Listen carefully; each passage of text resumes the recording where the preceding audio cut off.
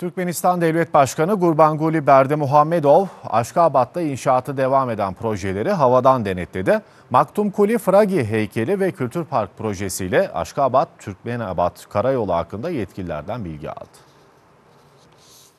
Türkmen lider Gurbanguly Berdimuhamedov, Aşkabat'ta yapımı devam eden projeleri gökyüzünden inceledi.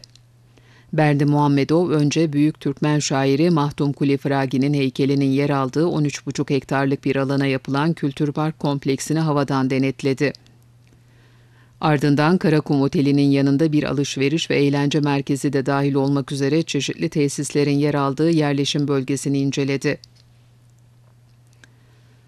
Türkmen lider son olarak servis noktaları, köprüler ve geçitlerden oluşan Aşkabat-Türkmenabat karayolunun yapıldığı güzergahta yetkililerden bilgi aldı.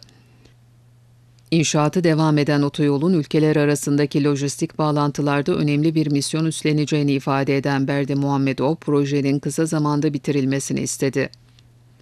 Türkmenistan konumu gereği Asya-Pasifik bölgesinde kuzey-güney ve doğu-batı ekseninde bölgesel ulaşım ağının merkezinde yer alıyor.